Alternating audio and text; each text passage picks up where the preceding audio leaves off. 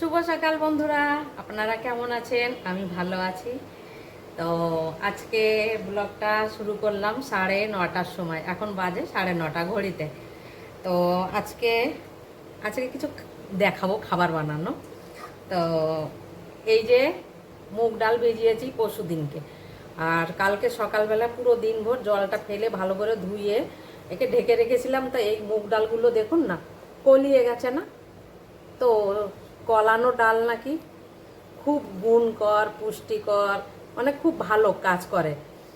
তো অনেকগুলো ভিজানো হয়েছে, এই দেখুন। এতগুলো তো আমি একা তো খেয়ে পারবো না। আর আমি আর আমার ছেলে, বাড়িতে ছেলে পাকোড়া খায় না, তো আমি আজকে বানাবো পাকোড়া। সেইভাবেই এইটা ভিজিয়েছিলাম। তো ছেলে এমনি কাঁচা খেয়ে নেবে, তা আমি অল্প কটা বানাচ্ছি পকোড়া। তো অনেক টেস্টি লাগে। তো আসুন আপনাদের দেখাচ্ছি কলানো মুগ ডালের পকোড়া। এই দেখুন, আমি একটা বাটি নিয়ে নিয়েছি। বাটিটা বেশ বড়ই আছে। আর ওর মধ্যে আমি এই যে ডালগুলো নিয়ে নিচ্ছি, যতগুলো আমি বানাবো। তো এই দেখুন কতটা নিয়ে নিয়েছি, তবুও একার জন্য অনেকই হয়ে গেল। তো এটা আমি এক সাইডে রেখে দিচ্ছি। আর এর মধ্যে মিশাবো আমি এই ধনেপাতা কেটে রেখেছি, একটা কাঁচা লঙ্কা, আর এই যে আদা ঘষে রেখেছি। তো এই ঘষা আদাটুকু দিয়ে দিলাম, লঙ্কাটাও পুরো দিয়ে দিলাম। ওর ধনের পাতা আমি অর্ধেক দিয়ে দিচ্ছি। এতে একটু হলুদ দিয়ে দিচ্ছি। হলুদ পাকোড়াতে দিতেও পারে কেউ, নাও দিতে পারে, ইচ্ছা। আর একটু নুন দিয়ে দিচ্ছি টেস্ট অনুসার, যেরকম যে নুন কম বেশি খেতে পছন্দ করে সেইভাবে। আর এবারে দেবো চালের গুঁড়ো। আর এই দেখুন চালের গুঁড়ো আমি নিয়ে এসেছি। আর এটা রোদ্দুরে দিয়েছিলাম এখন, তো এইটা রোদ্দুরের থেকে নিয়ে আসলাম। তো এই যে চালের গুঁড়ো,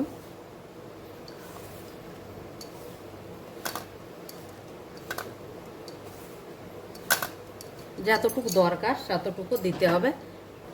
আর এই দেখুন হাফ চামচ আমচুর পাউডার দিচ্ছে। তো বেশি না ডাল, ওই জন্য অল্পই দিলাম। আর এইবারে দেখুন এটাকে আমি মিক্স করে নেব।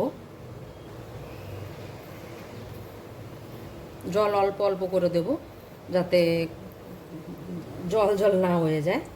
দরকার পড়লে চালের গুঁড়ো আর একটু দেবো।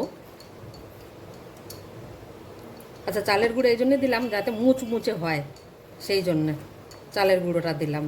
আর এর মধ্যে বেসনও দেওয়া যায়, বেসন না থাকলে আটাও দেওয়া যায়, খুব ভালো লাগে। আর যেরকম এই যে ছাড়া ছাড়া ভাবটা, এইটাকে জোড়া লাগানোর জন্যই লোকে বেসন দেয়, কিন্তু আমিও দেবো, বেসন দেবো না, আজকে দেবো আটা আমি। এই দেখুন আটা বেশি দিচ্ছি না, অল্প দিচ্ছি, যাতে এটা বাইন্ডিং ভালো হয়, ওই জন্য। নাহলে কোনো জরুরি নাই, নাহলে আটাও দেয়া যায়। এই সে মতলব চালের গুঁড়ো বেশি করে দেওয়া যায়। দেখুন কি সুন্দর মাখানো হয়ে গেছে, আর এটা বেশ জড়ো সড়ো হয়ে যাচ্ছে। আর এই দেখুন এটা মাখানো হয়ে গেছে, একদম কমপ্লিট। কড়াইতে আমি তেল দিয়ে দিয়েছি, আগের থেকেই মাখানোর সময় দিয়ে দিয়েছিলাম। আর এবারে আমি তেলটা চেক করে দেখছি যে গরম হয়েছে কিনা। তেল গরম হয়ে গেছে, একটা চেক করার জন্য দিয়েছিলাম দানা। আচ্ছা, এর মধ্যে আপনারা পেঁয়াজ দিতে পারেন, তারপরে তোমার জিরে, আজওয়ান, ধনে, যে যেরকম পছন্দ করে সে সেরকমভাবে এর মধ্যে দিয়ে বানাতে পারে পকোড়া। আমি যেরকম পছন্দ করি ওই জন্য আমি সেরকমই বানাচ্ছি। এই যে গরম গরম তেলের পরে ছোট ছোট করে দিয়ে দিচ্ছি। আর একটা ডালটা সেদ্ধ তো করিনি, আর এইভাবেই বানাবো, বেশ টেস্টি হবে।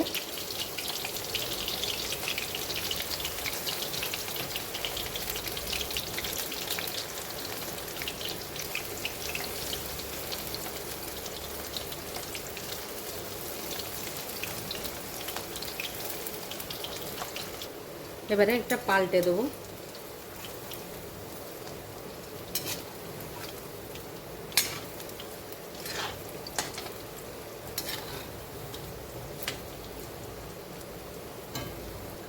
আর এই দেখুন বেশ লাল লাল হয়ে গেছে, আর ভাজা হয়ে গেছে।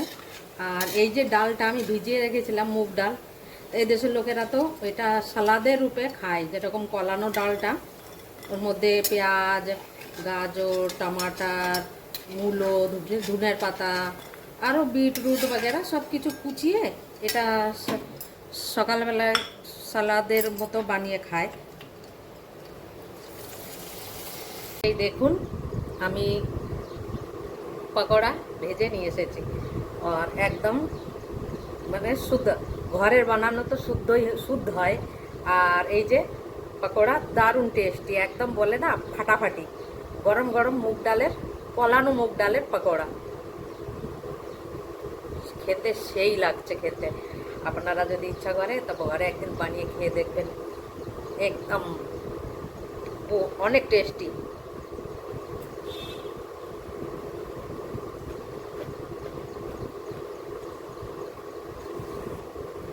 আমি একটু ঝাল কম খাই, তবুও ঝাল হয়ে গেছে, আপনারা চাইলে আর একটু বেশি করে ঝাল দিতে পারেন।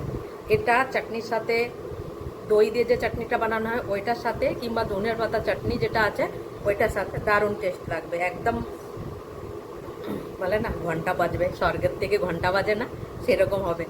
চা দিয়ে তো আরও টেস্টি লাগবে। আর আমি এখন খাবো এটা চা দিয়ে, তা আপনাদের আগে শেয়ার করে নিলাম, তারপরে আমি চা দিয়ে খাবো। আপনাদের যদি আজকের এই রেসিপিটা পছন্দ হয়ে থাকে তো প্লিজ লাইক, শেয়ার আর সাবস্ক্রাইব অবশ্যই করবেন। ধন্যবাদ।